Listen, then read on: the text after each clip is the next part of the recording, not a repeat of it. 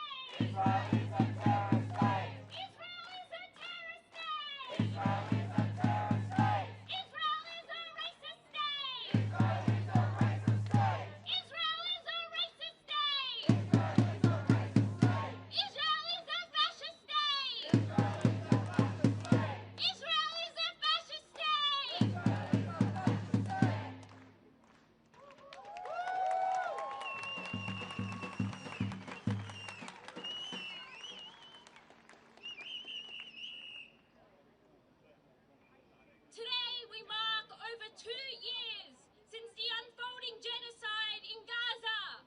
2 years of terror, 2 years of contraction of hope, 2 years of mass destruction.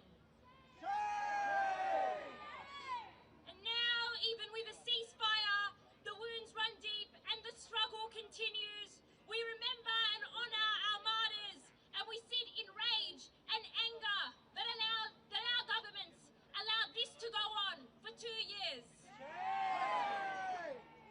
For the past 730 days, over 90% of schools in Gaza have been destroyed or rendered unusable. Education has been cut off to hundreds of thousands of children.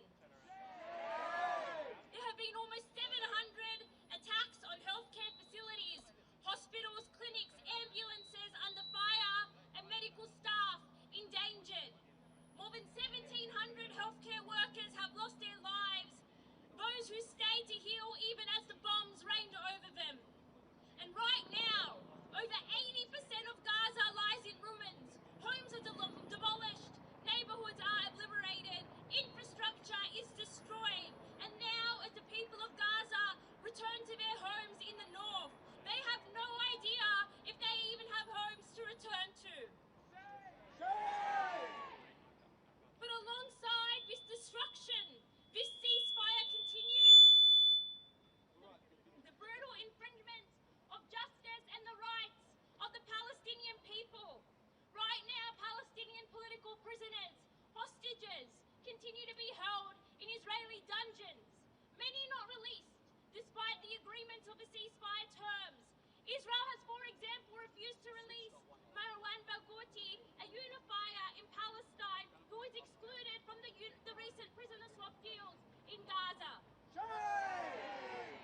Meanwhile, right now, parts of Gaza will continue to remain under military occupation. The West Bank will continue to live under military occupation, and there is still not enough aid entering the Strip. We must also right now call out the role of foreign governance and interference.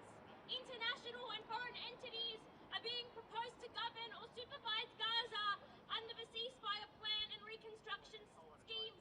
This is with no Palestinian consent or oversight, a complete attack on Palestinian self-determination and our liberation. In what world do Palestinians have to negotiate to end their genocide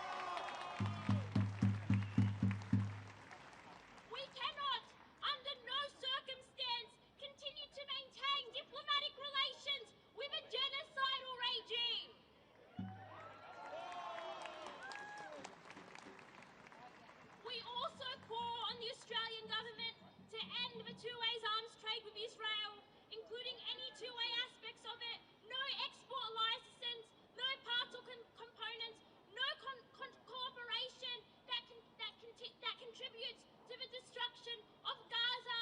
That means withdrawing from the F-35 global supply chain. That means seizing our contracts with Elbit Systems.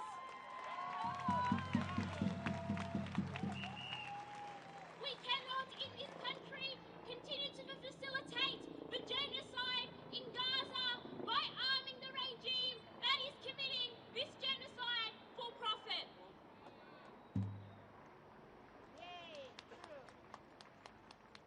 It is absolutely shameful that right now Palestinians have had to negotiate the end of their genocide. Countries around the world, including Australia, should have isolated Israel, should have used every diplomatic power in their pockets to prevent this. History will remember them in shame. History will remember that our government's hands are stained with the blood of Palestinians. And history will remember that the people, that the masses right here rose to oppose it, and we did not stop.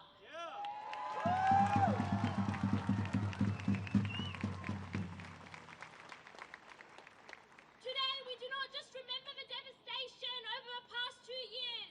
We affirm our demand for freedom, for justice, for accountability, for Palestinians' right to self-determination, for the release of all our prisoners, and for the removal of all instruments of war, occupation, genocide, and apartheid.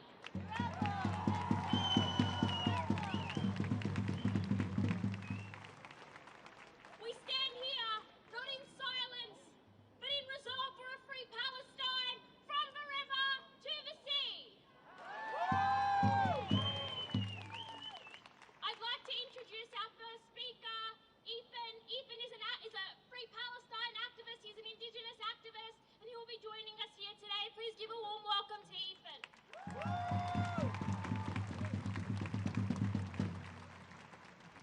Thanks so much, Amal. Free, free Palestine! Free, free Palestine! From the river to the sea! Palestine will be free! From the sea to the river! Palestine will live forever! Comrades, thank you for being here today. Thank you for standing up and raising your voices again and again, while so many others have stayed silent. Before anything else, I want to acknowledge that we're gathered today on land that was never ceded. This is and always will be Gadigal land. Like many of you, I'm a visitor here, so I offer the Gadigal people and their ancestors my respect and my thanks for the privilege of speaking here today. And when we honour the remarkable people of Palestine and their ancestors and their legacy of resistance against occupation and apartheid, we also honour the freedom fighters here on this continent.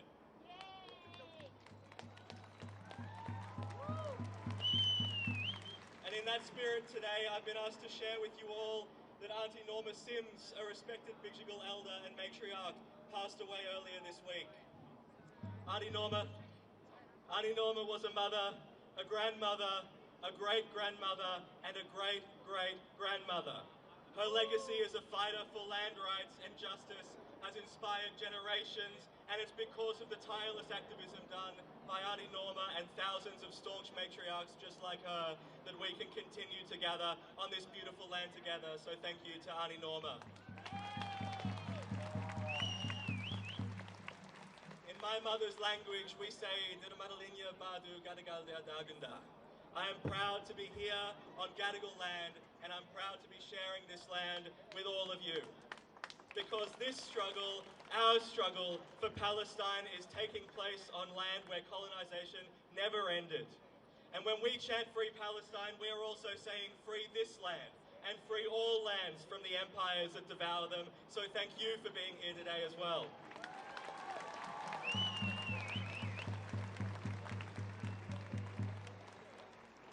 730 days really struck me what Amal just said. 2 years.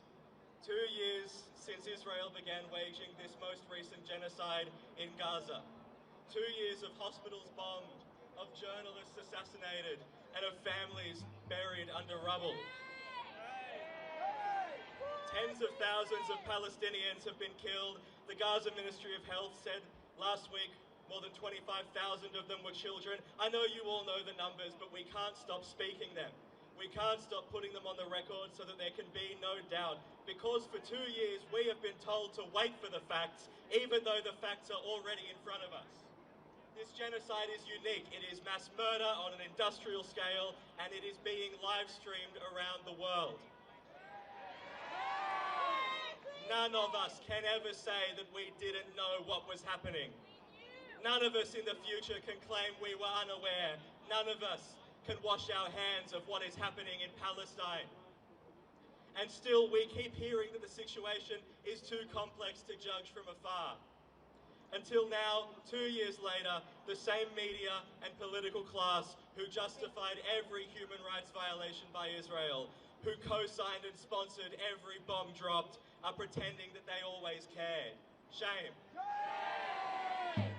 They want to rewrite their complicity and to heal their conscience, but we've been here the whole time, and that's what they're forgetting. We saw it, and we will not let them forget what they did and what they failed to do. Let's tell the truth plainly. Israel is not defending itself, it is defending apartheid. It is defending occupation.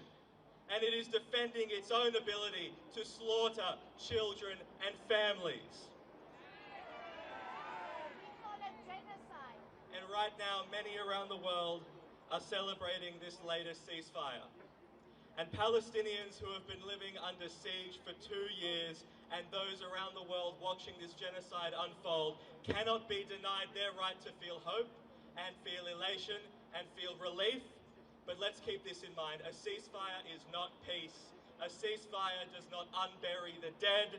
A ceasefire does not heal amputations done without anesthetics. It does not rebuild homes. It does not rebuild schools or hospitals.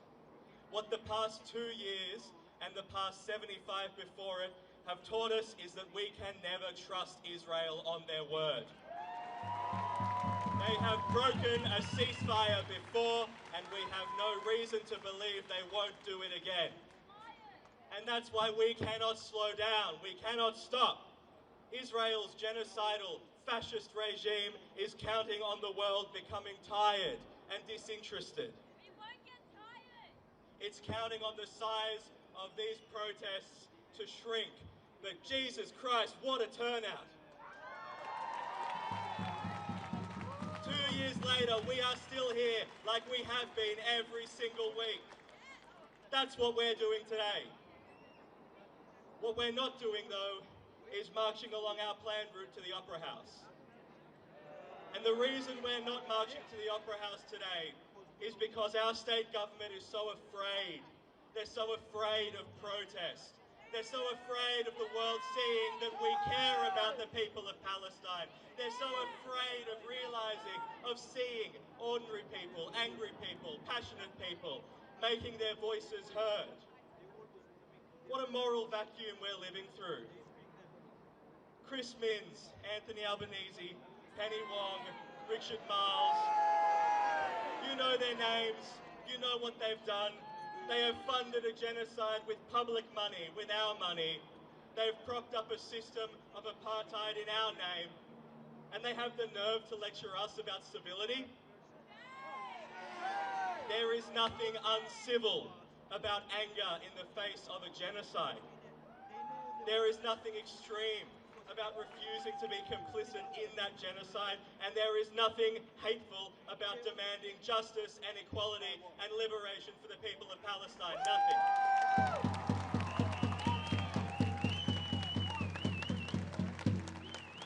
And so those of you who've been here every week, every rally, every march, every action, you've changed this country, you're changing the world.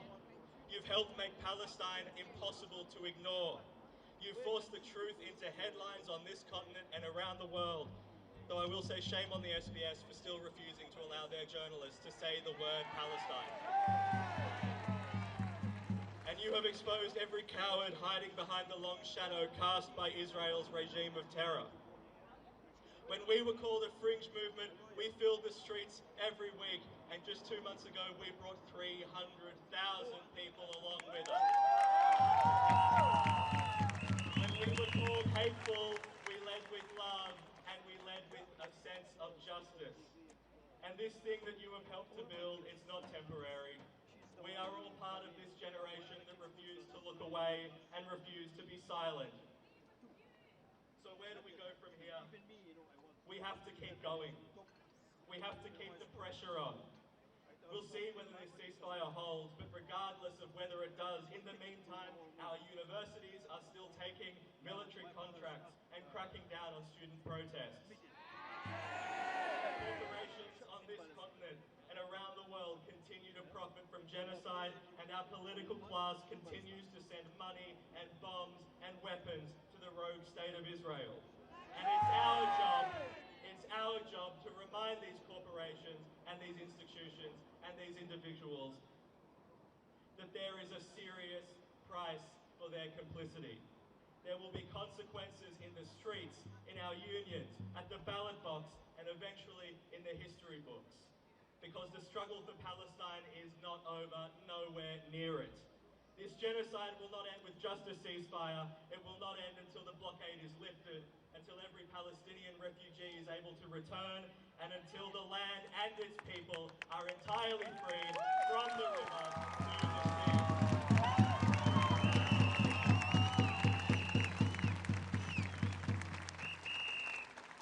2 years on, I just want to finish by saying something simple. We don't do this, you don't do this because it's easy, but because it's right. Because we cannot let imperialism and injustice win. Because every act of solidarity from each of you is a refusal to ignore what is happening in front of us. And that refusal is power. In that refusal is a hell of a lot of power. There is hope and there is resistance. You prove every day that this is a movement of love. But it's a different kind of love. It's a fierce, a stubborn, and a radical love. That's what keeps us standing. That's what keeps us speaking out. That's what keeps us alive. Before I go, I can't get down from this stage with so many people here today without trying to lead you all in a chant. And it's a good one. If you're not familiar, it goes like this. I'm going to say one, and you're going to say, we are the people. I'm going to say two, and you're going to say, we won't be silent. I'm going to say three, and you're going to say, stop the bombing. And then we're all going to join together and chant, now, now, now, now. Are you all ready? One, we are the people. Two, we won't be silent. Three, stop the bombing. Now, now, now, now. One, we are the people. Two, we won't be silent. Three, stop the bombing. Now, now, now, now. One, we are the people. Two, we won't be silent. Three, stop the bombing. Now, now, now, now. One, we are the people. Two, we won't be silent. Three, stop the bombing. Now, now, now, now. Thank you, Sydney. Thank you for coming out, comrades. You're incredible. Free Palestine in our lifetime.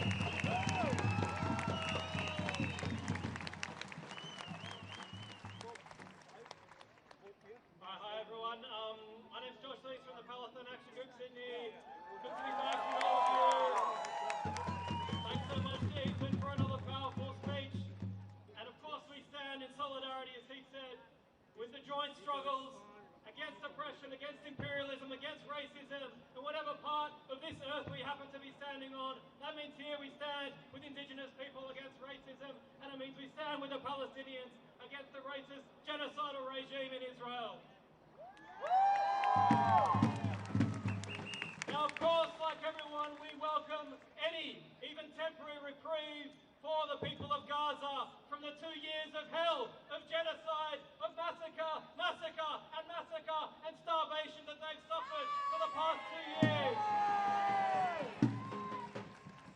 But, and it's a big but, Chris Hedges, a journalist who was recently shamefully censored and banned from speaking at the National Press Club, he he wrote a very good piece about Trump's sham peace plan. And he said this: there will be no peace in Gaza, only the temporary absence of war. And this is very important. And I would add to Chris's words that while maybe, and we hope, there will be the temporary absence of death for some Palestinians in Gaza, that does not mean that this plan will allow Palestinians to actually live. And Palestinians deserve to live. They deserve to live. That means live in freedom, in justice, in hope, with homes and food, all the basic things every human being on this planet deserves to have. And we absolutely must keep mobilizing as a movement, because this plan delivers none of that. None of it. We will keep mobilizing for a free Palestine.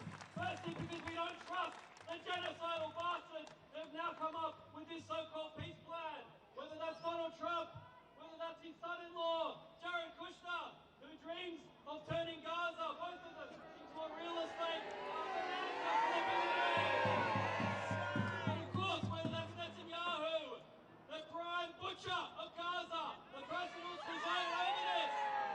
Or whether it's the world leaders gathering in Egypt to discuss the future of Gaza without any Gazans present. The world leaders who have supported genocide for 2 years, who now think that they get to decide the fate of the Palestinian people.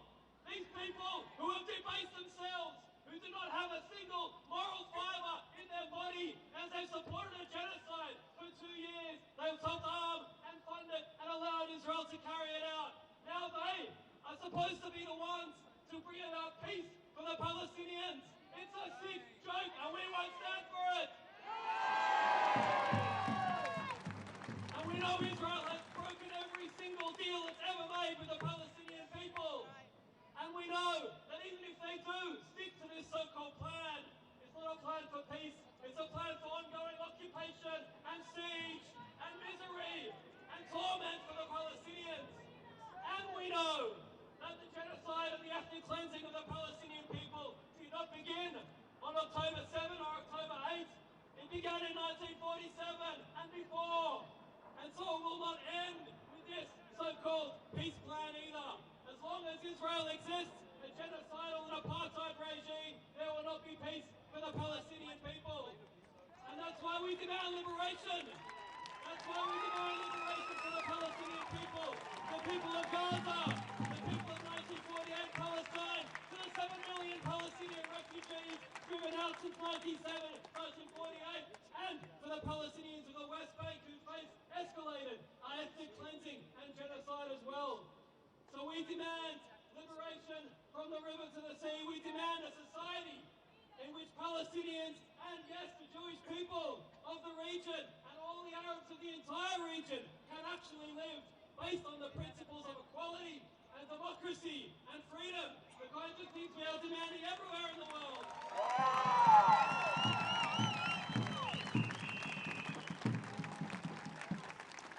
And we know that there cannot be peace without justice. That means justice for the war criminals, for the genocidal maniacs that have killed hundreds of thousands of people in Gaza, and for all those world leaders who have allowed this to happen. There cannot be peace without justice. There will not be peace without justice for the Palestinian people. And we will not give this system peace as long as it oppresses the Palestinian people. We will keep fighting. We will keep fighting until Palestine is free. From the river to the sea. That's what we've always stood for. That's why we were protesting long before the past 2 years, and why we'll keep protesting until we win liberation for the Palestinian people and we bring down the imperialist, racist maniacs that have carried out this crime against humanity.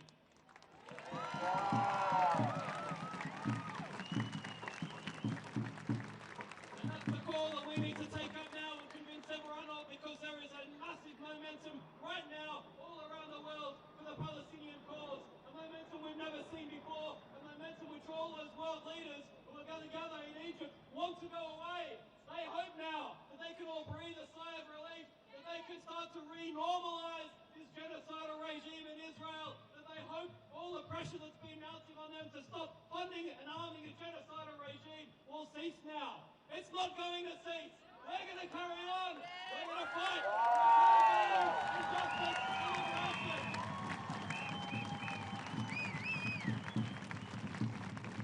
Alright, we're now going to bring up our next speaker, Jenny Leong, of course a Greens MP who's been part of this fight for a very long time, standing alongside us, and a rare voice in those hellholes, the parliament houses of this country, actually speaking up for the Palestinian people. Thank you, Jenny.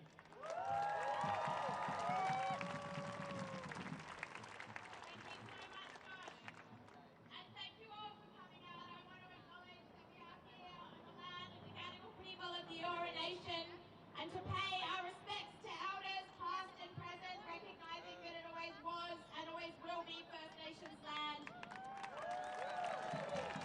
I want to acknowledge and thank Ethan for his powerful words and recognise that the struggle for sovereignty, the struggle against genocide and the struggle for treaties and justice for First Nations people mirrors the struggle of those in Palestine, and give our commitment today that we will stand with First Nations people in this country until they see that they are delivered the justice they deserve, because sovereignty was never ceded. This is stolen land, always was, always will be First Nations land.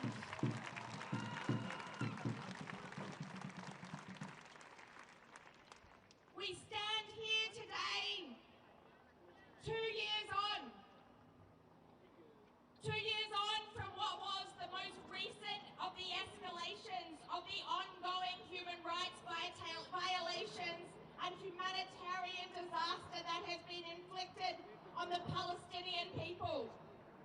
But we know, you know, the Greens know, and indeed the Palestinian people around the world know that this did not start on October 7.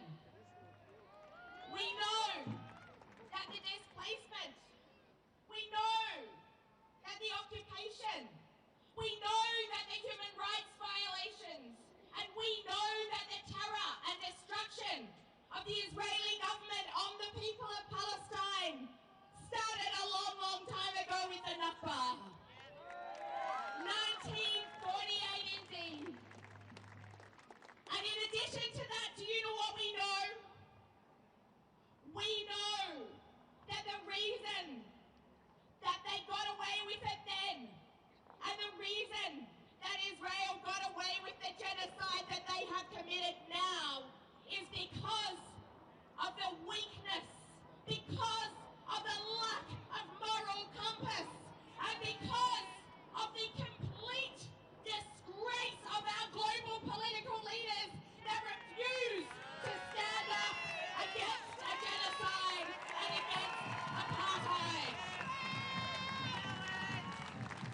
And so you will forgive me when I say I am feeling a little bit fucking cynical about those same so-called leaders sitting in a room together, making a deal without the Palestinian people. It's called self-determination for a reason, deciding what will come. And yes, we want to see the bombs stop. Yes, we need a ceasefire, but we needed that ceasefire from the beginning. Israel never had a right to defend itself that extended to the desecration of Palestine. Israel never had the right to defend itself that extended to the death of tens of thousands of Palestinians.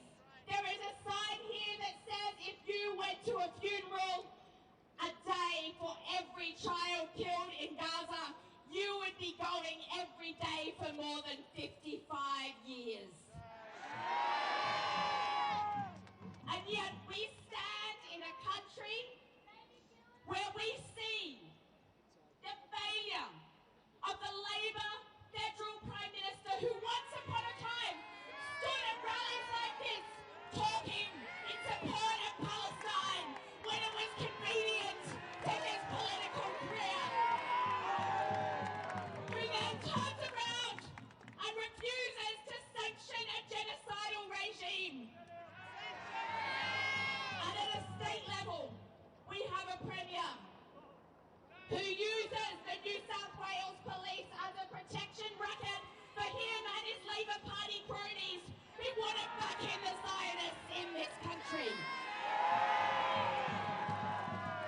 I can tell you that about 2 years ago to the day I sat in the office of Premier Chris Minns and I said to him that I was very, very concerned about his decision to light up the Opera House in the colours of an apartheid state.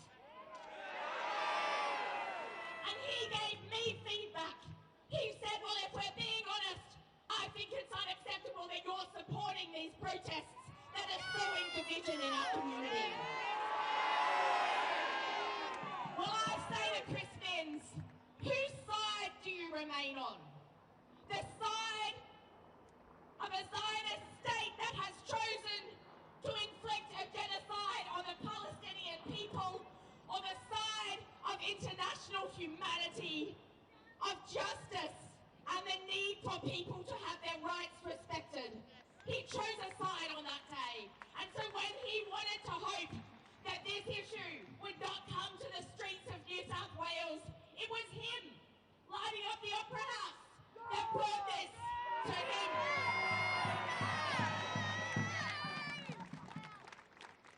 And so still they try and shut us down. They try and shut the protests down. Not gonna happen. They try and shut it down. But then, what do? We rise up. We rise up.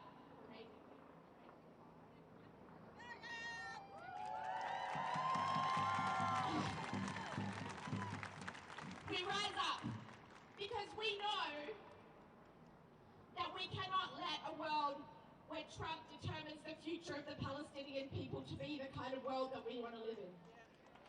We rise up because we know that in our thousands and in our millions, we are all Palestinians, and we have seen the most enormous global uprising of people around the world in solidarity with Palestine.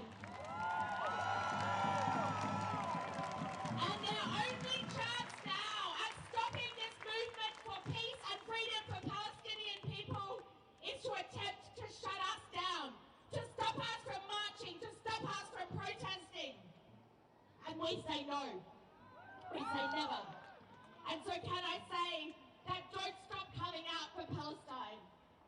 Make sure that you know that the violations and the occupation of the West Bank will continue. That Donald Trump's agenda for Palestine is not one that will deliver for the Palestinian people. And that there is a need to hold all of these war criminals to account. So can I say to every single one of you here, thank you for your strength and your solidarity. Please know that we all understand the cost that everyone who speaks out against the Israeli and Zionist agenda pay for doing so. And there is no option but to talk up for a free Palestine. So remember that we are on the right side of history. Remember the Greens stand with you in this struggle. And remember, and I say this directly to all the Zionists who want to sue me, from the river to the sea, Palestine will be free.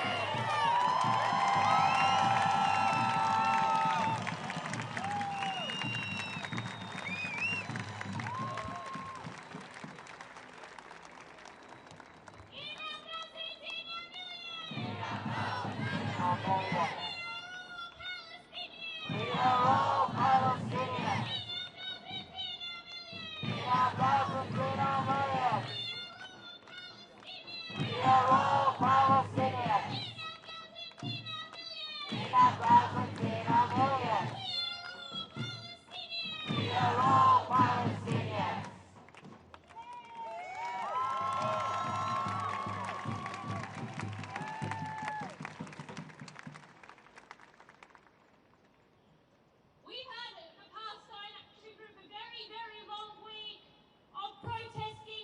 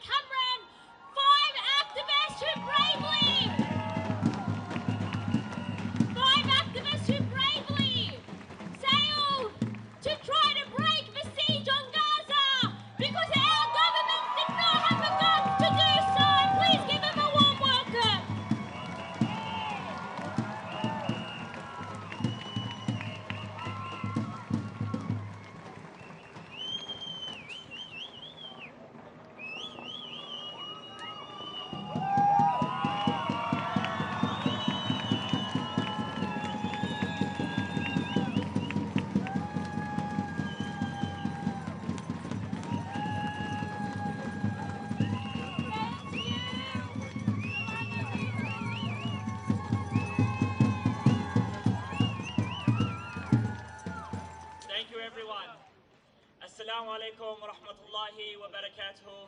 Peace upon you all. My name is Abu Bakr. I was one of the participants on the Global Smooth Flotilla.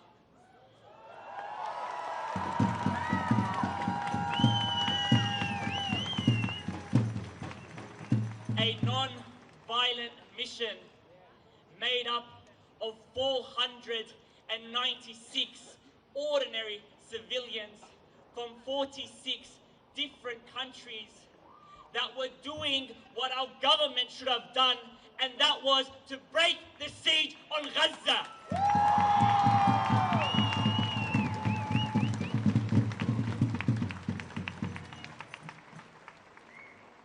I just landed on Friday morning, so I apologize. I haven't prepared anything. I've been trying to get some rest and trying to recover after a, I guess, difficult journey. But there is a few things that I want to highlight. Firstly, I want to thank you all so much for the love, support, solidarity that you guys showed to try to get us out of those prisons, to try to free us from being kidnapped. This just shows we are community, we have a heart, and nothing can change that. They stole all my belongings, but what they didn't know is I have a community back home that is worth way more than everything that they stole.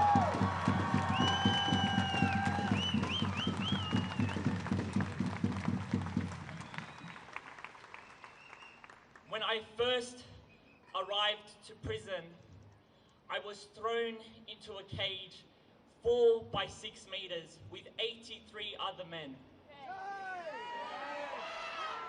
I was unaware of where I was. They refused to tell us. So I took this as an opportunity to look outside the cage and see, is there anything, any sign that could tell me where I was? There was nothing. But in the distance, I saw 3 police officers holding 2 Palestinians, hands chained, feet chained, blindfolded.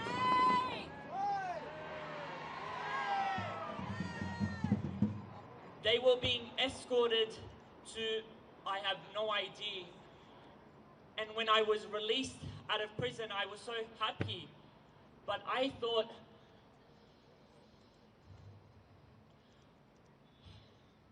I've been freed, but what about those 2 Palestinians that I saw at the same time that I was brought to prison? I was freed alongside the other activists, but what about the 10,000 Palestinian hostages that are being held in prisons? Innocent mothers, innocent children, innocent fathers that have been stripped of their right of humanity, that have been stripped of everything.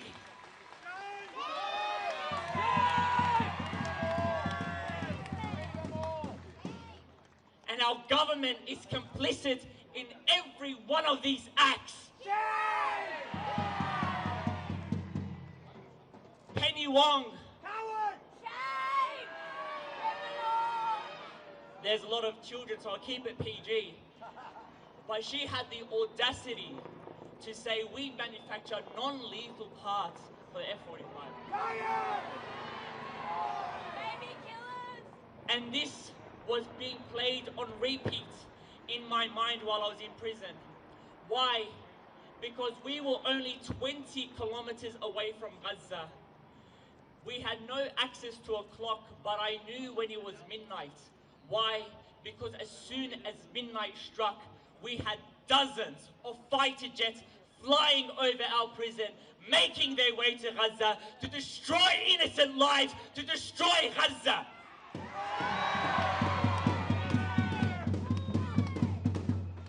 Yet, she has the audacity to say we are manufacturing non-lethal parts. Liar! What non-lethal part is there of an F-45, of a fighter jet? Liar! We are manufacturing weapons that are taking the lives of innocent children.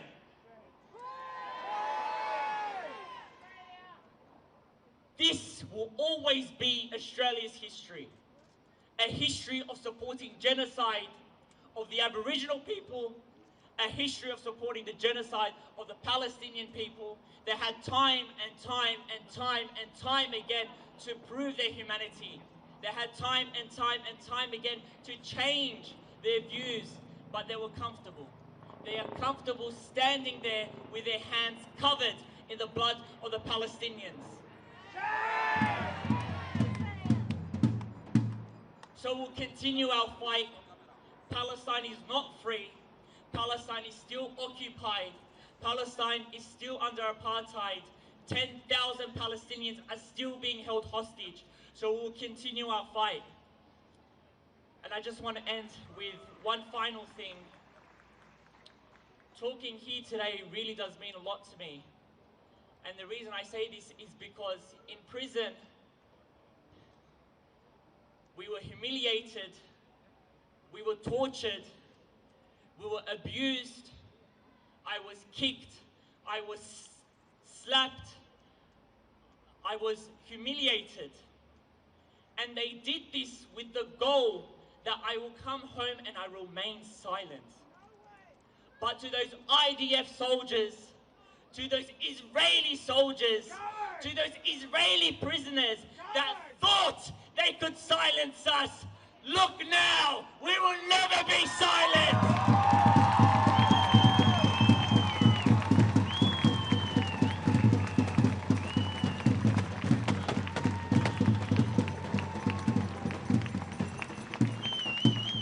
They thought they could use their violence and their terrorism against us to place fear in our hearts, to scare us.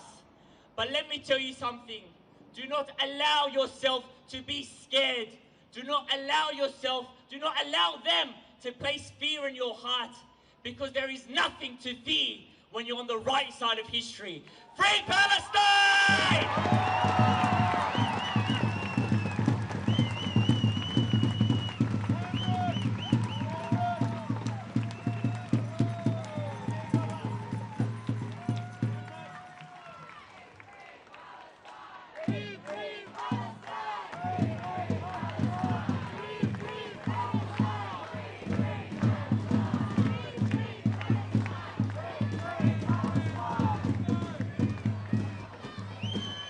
Beautiful people, how good does it feel to be out of that Zio hellhole and come back to be with people who care and who will fight for justice? But it's bittersweet because we are meeting on the stolen land of Gadigal country, and we are so good at genocide in this country. We know how to almost erase an entire population of First Nations people. So, having looked those psychopathic serial killers in their cold, dead eyes, I come back to this country and I am really aware of my white privilege, my complicity, and what I need to continue to do, which until my last dying breath, I will continue to call out the fucking bullshit of this government. This war criminal government that pretend that we don't manufacture and send weapons. Now they're saying we indirectly send weapons. We make weapons here. Rosebank makes weapons. Elba does. HTA. We have blood on our hands in this country, and we need to keep our politicians. They are morally bankrupt, and history they will go down as the war criminals that they are. And so our job as a collective is to force them to own up, to sanction Israel, to get out of bed with this Trumpian kind of bully boy death cult that we're so desperate to be at the table with. And the Zionist lobby group in this country has so much power, but our leaders need to show true vision and get back to their moral compass. This is a Prime Minister who used to be at the front of student marches for Palestine. Where is he? Where is he today? Come on, Albo. Like, why are you not here with us?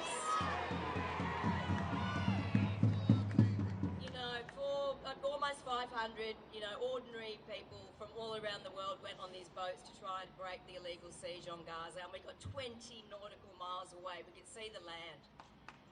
And this time, we're going to go back with 150 boats, with 200 boats. We need you to join us because I'm not a very good sailor, but I've got a bit of fire in my belly and I'm going to go back. So hit me up and I'll get you on a boat. You know, and there's a lot of stuff that we can do a postmortem of later about torture and abuse, and you know every violation in human rights were completely desecrated. But you know, imagine what happened to us, and we can talk about it later. But imagine what's happening to Palestinians. There are 11,000 Palestinians in prison, the 400 children who are in prison. At night time, we could hear the crying of some of those kids in the prison that we were in. We could hear the Alsatians. We could hear the Alsatians go into those prisons, and then we could hear the horror. We could hear children crying for their mothers. Right, and these like Zionist serial killers, they knew that they weren't allowed to kill us because we were using our white privilege and the eyes of the world were on us, but the eyes of the world are not on the Palestinians at the moment, and they need to be. We need to stand with them in solidarity and love and keep fighting. We need to sanction Israel. We need to stop the two-way arms trade. We've got to stop fucking, sorry I'm swearing, I'm really emotional. Our vote, yeah, I mean, you know, basically fuck Israel, that's true. There was, there's been some moments of joy and resilience, and there was this one story we were about maybe 3 hours away from getting intercepted, and the Zionists keep blocking our VHF radio so we can't communicate with the outside world. And the way they do that is they play a Bob Marley song, Three Little Birds, which is like, don't worry about a thing because everything is going to be all right. And after that comes on the radio, they drone bomb us. And so we were in this sort of hellhole, but we managed to get a tiny bit of internet, and a doctor who was working in Palestine was on, I don't know if it was, I can't even remember what platform it was, but he was saying, you know, you're 20 miles away, I've been working for months patching together children's limbs, I haven't slept, haven't eaten, I'm exhausted, but what would you guys like for lunch?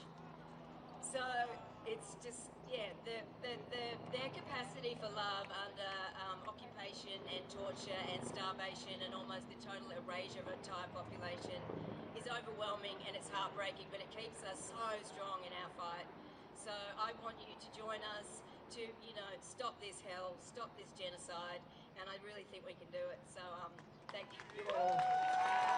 Free Palestine!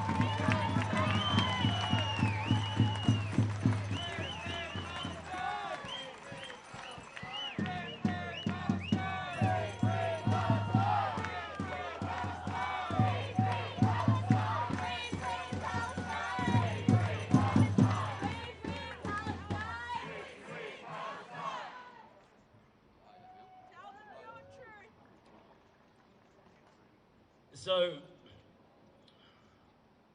they wanted to scare us, they scuffed us up a bit, we experienced some violence, some sexual violence, some abuse.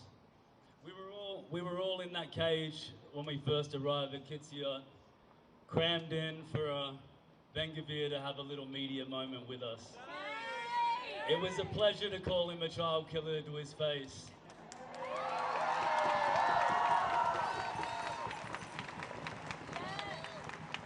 But let's not exaggerate our experience too much, because we very much got the 5-star Western passport privilege version of being in Nicosia prison. We're talking about a place where Palestinians are routinely tortured to death over and over and over. Not tortured, tortured so often and so frequently that they're tortured to death. People who haven't been charged with a crime that are there on administrative detention. People that are stolen from their families in the night and never return because they're tortured to fucking death.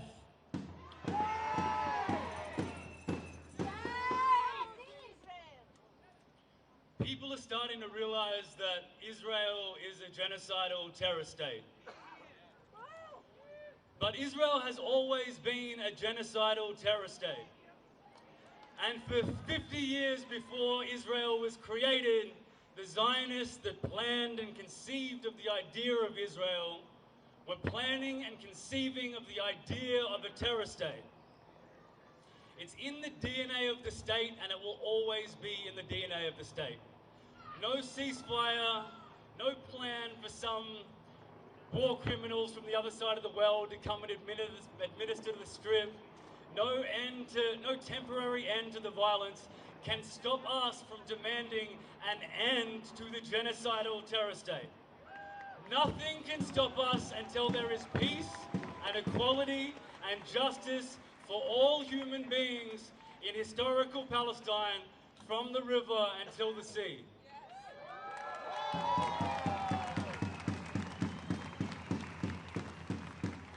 I'm going to do a really short little piece that I wrote for the Palestinian warriors in the crowd, for some people in Palestine who I'm close with, some of whom, when we were 25 nautical miles away from the shore and the sun was rising, I was speaking to, and they were on the shore waiting for us, and I was so certain that we would make it. We got so fucking close.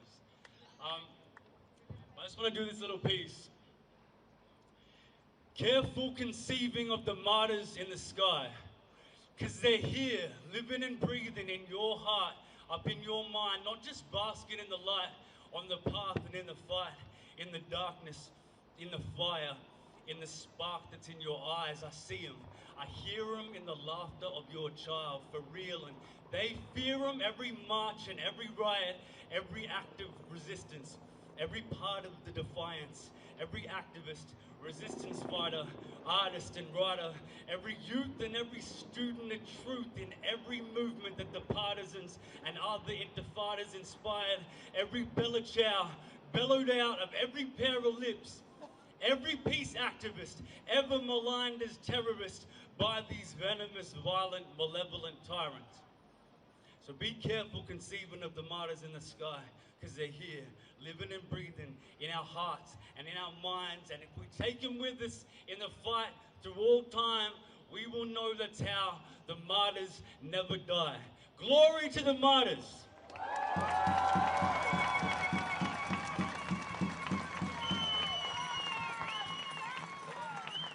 All right, everyone, another huge hand for these legends, the Flotilla Peace activists and the Global Salmon Flotilla. It's an inspiration to hear from them, and it's an inspiration to hear that more flotillas are already being planned. That's another reason why we need to keep mobilizing, because people around the world are not going to stop mobilizing to free Palestine. No one is fooled. No one thinks this is the end. We're going to keep going.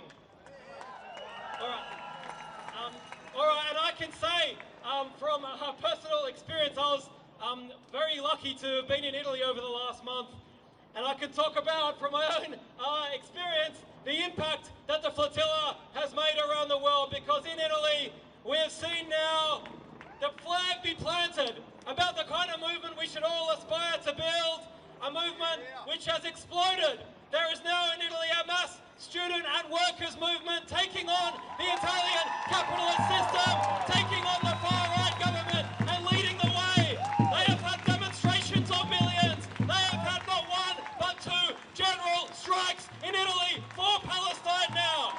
Absolutely unprecedented to see general strikes break out in a first world Western country. General strikes for an international issue, a purely political strike, and standing up for the Palestinian cause in defiance of the Italian far-right government, which declared those strikes illegal, but they couldn't stop them. People have been storming train stations and airports and roads and ports and weapons factories left, right and centre. It's absolutely inspiring, and that movement was born out of initially a minority of militants who said, we're going to fight, we're going to lead the way.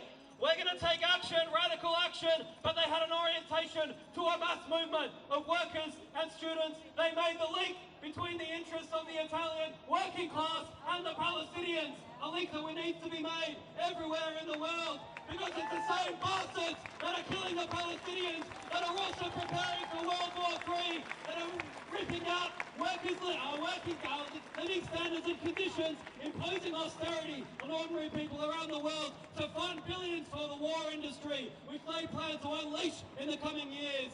So we need to aspire to that kind of movement. Maybe we can't happen today, maybe it can't happen tomorrow in Australia, but that's what we need to try to build towards. And we need to say as well that movement was able to force through its own mass actions and militancy and determination, was able to force the official trade unions in Italy to back that general strike that took place on the 3rd of October. And it brings home the fact that here we need a trade union movement that's prepared to get off its ass and fight for Palestine. We need trade union leaders that are prepared to fight for Palestine, that are prepared to strike for Palestine. And if they won't do it, we need to force them to do it through action within our unions and action from below. That's what we need here in this country as well. All right, before I introduce our next speaker, I'm just going to quickly run through a bunch of announcements. We have one more speaker, and then we're going to be taking to the streets here. So firstly, I'll have to run through this pretty quick. I think these details are right. Someone yell out if I'm wrong. I think tomorrow morning there's people know the case of Nick Rimmer and John Key, two University of Sydney academics who are being sued outrageously by Zionists who are trying to shut them up for speaking out for Palestine. They have a hearing or a mention in the court happening tomorrow morning. There's going to be a rally in solidarity with them, 8:30 a.m. at Queen Square. Be there. Next Sunday, we're going to be protesting. Yes, it's linked to the question of Palestine, absolutely, as I'll go through, but it's also about standing up against the vile racists and fascists that we've seen mobilising outrageously around Australia lately. The so-called March for Australia, these vile neo-Nazis who want to drive out immigrants who want to attack Indigenous rights. These filth think they can march on our streets. How dare they? They don't stand for what we stand for. We're going to be there next Sunday as part of a united movement to say no to these racists, to say no to these fascists, to drive them off our streets and to take back the streets for decent people like ourselves. So that's next Sunday morning. Straight after that, Jews Against Occupation and other organisations are holding it's a Palestine Kite Day, a family kite day at Maroubra Beach, kicking off next Sunday afternoon. Be there for that from 2 o'clock onwards. What else? Okay, early November, coming up is another event we should all put on our calendar. We all know about the complicity of our governments and all the rest of it, but we also need to keep the focus on the rotten weapons industry. And outrageously, in early November, there is going to be held right here in Sydney at the International Convention Centre in Darling Harbour, a convention of weapons companies. It's called the Indo-Pacific Arms Fair. Every criminal corporation that's been involved in the murder of the Palestinian people will be there to sell their wares to the world. Their weapons that they battle tested on the Palestinian people, they now want to spruik to governments around the world to be used against ordinary people in the next war and the next war after that. They're going to be there. The CEOs of these companies should all already be in jail for their complicity in genocide. This arms fair deserves to be blockaded and shut down and banned. And that's what we're going to do. So please keep an eye on that. That's early November coming up. It's called the Indo-Pacific Arms Fair with every scumbag in the world there, and we're going to blockade it. And the next national march for Palestine, nationwide march for Palestine, to put this on the calendar as well, is going to be the 7th of December. That's going to be the next huge nationwide rally. I don't know if we've already mentioned it, but there's huge numbers out here today, but there's also huge numbers all around the country today coming out again to keep up this fight, to keep up the fight for Palestinian liberation. All right, I'm going to end with, I'm going to try this anyway. This is a translation of a chant from Italy. I won't try to make us do it in Italian, but lots of inspiration to be brought home. This is just one. It goes like this. I'm going to say, Sydney, we know which side we're on, and you're all going to say, Palestinian liberation. Sydney, we know which side we're on. Palestinian liberation. Sydney, we know which side we're on. Palestinian liberation. Sydney, we know which side we're on. Palestinian liberation. Sydney, we know which side we're on. Palestinian liberation. Sydney, we know which side we're on. Palestinian liberation. All right, thanks everyone. And our final speaker is an absolute legend, Rula Kanapami. She's right in front of me. Thanks, Rula. Palestinian speaker and activist, used to work for UN agencies. Please come and talk to us, Rula.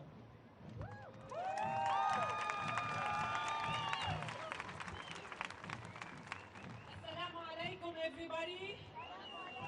May peace be upon you. Do you hear me loud and clear? Do you hear me loud and clear? First, I would like to acknowledge the traditional custodians of the land of the Gadigal people of the Eora nation where we stand. We stand in solidarity.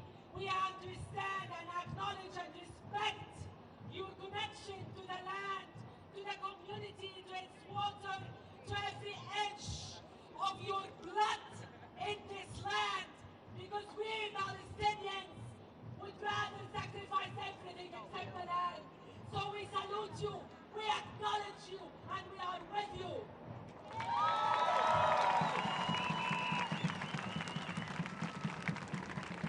My friends, my comrades, it's very important to hear from Palestinians what do they think of the peace, so-called peace plan.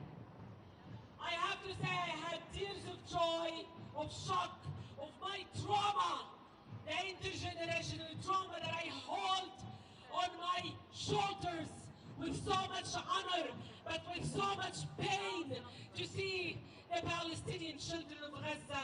Maybe they will sleep for one night without the bombs and the drops of the bombs.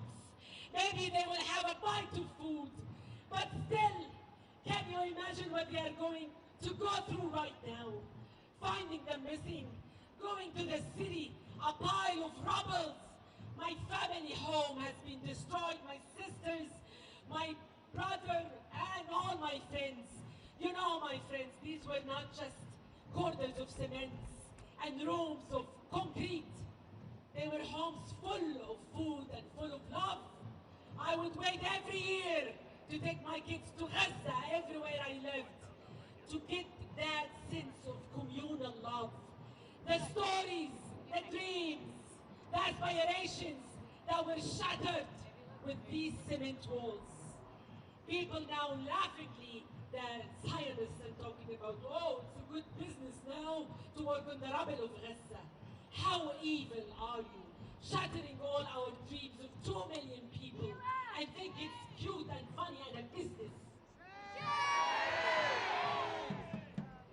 And as a Palestinian from Gaza, I want you all to witness, after Allah, my God, witness that I and my family, who are survivors of this genocide, and for the name of my friends who were slaughtered in the streets of Gaza, we reject and reject and reject the so-called peace plan.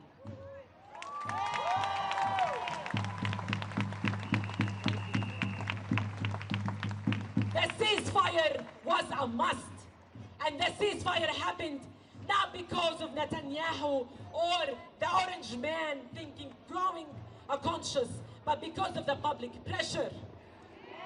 But the peace plan has nothing on it that says peace. It serves 2 points, and I want to say them quickly. The first point, it's a veneer, it's a mask to allow Israel to continue its settler colonial expansion. Don't you forget, my friends, maybe some of you are too young to remember, the Oslo Accords of the 1993. What was that peace plan? There was anything but peace for the Palestinians. If you go through the 21 points, you will find not one point that the Palestinians had anything to do with it, to say with it. Anything. It only talks about one's Palestinian aspirations for a state. Aspirations. Is this a legal bounding for Israel and the US? And the funny part, who did this plan? Not even the international community. It's the genocidals and the full, complete, complicit partner of the genocide without the oppressor. Isn't this even funnily disgusting? This plan also is a testament of the failure of the international community. The international community that for 2 years have been normalizing, trying to attempt to normalize the genocide live in front of our eyes. It's a failure of the international community normalizing decades of apartheid state in whole Palestine. It's the international community's failure in Oslo, and afterwards, 3 decades after Oslo. What did we get out of this peace? Nothing. More settlements, more annihilation of the West Bank, Gaza an open prison for 18 years where Israel dictates who eats and who doesn't. This is what the peace plan, and this is the failure of the international community. Shame! And the second part that you need to understand about this plan is that it's again another mechanism to silence us, to silence the world into inaction. You would ask how they would silence us. It's exactly the peace plan right now. How dare you see our international? This is how we remember that.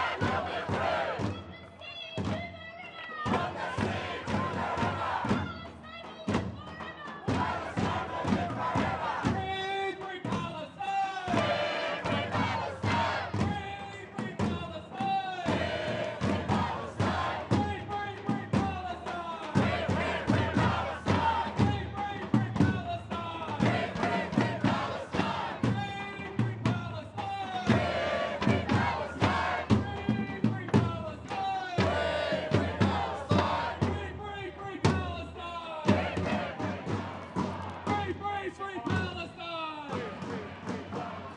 From the river to the sea!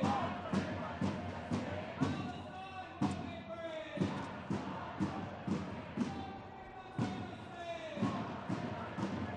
Palestine will be free! From the river to the sea! Palestine will be free! From the river to the sea!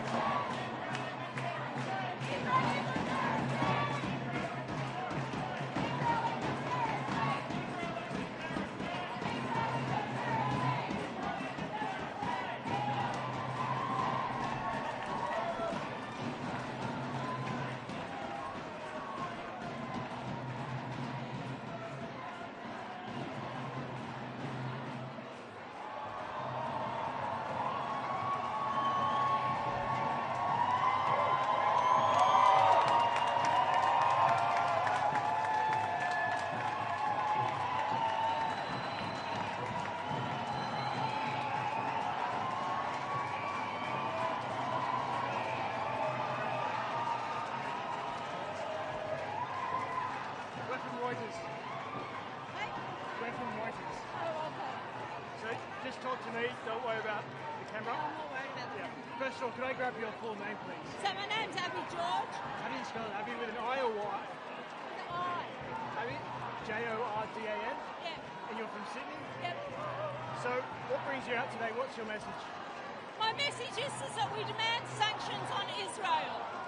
This so-called ceasefire will not hold. Israel always breaks every ceasefire they've ever done. For 78 years, they've been conducting illegal occupation in Palestinian territories, and we demand the Australian government sanction Israel. What do you think of the ceasefire at the moment and Trump's hand in it? It's just another Israeli propaganda. They will get there, even this morning, they've bombed southern Gaza. Even this morning. There's no ceasefire, it's a propaganda ruse. People who are not following the issue say, oh, that's enough, back down. Even Albanese said, it's enough, back down. We've got a ceasefire, it's a propaganda. Thank you very much, Abby. Thank you very much. Good day.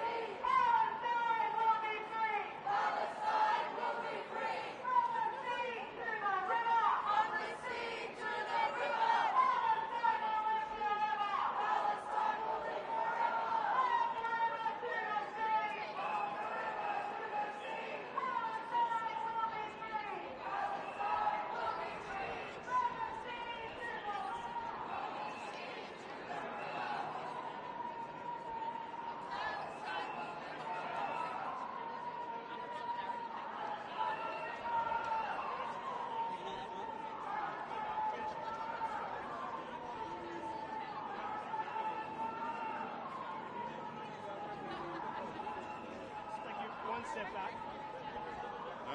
Steve. What is your name? Ali. And how do you spell your full name, Ali? A-L-I. And your last name? Last name H-I-C-H-A-M-I. Hishami. And you're from Sydney? Correct, yeah. I'm from Morocco originally. Where from, sorry? From Morocco. How do you feel about today? Oh, good, great. Good to see people demonstrating and support of Palestine. What is your message that you're bringing today to this protest? I think people, they should stand up for justice, for what is right. You know, because keeping quiet is the problem, that evil tribe. That's what it is. What do you think about the ceasefire? Is it a good thing? Oh, what do you think will happen next? It's a good step. Oh, hopefully the American or the Trump government will make, will make sure it stays on, because Netanyahu is not there for a ceasefire. He's for genocide and cleansing, all that. It's nothing to do with Hamas or with hostage. It's all about grabbing the land and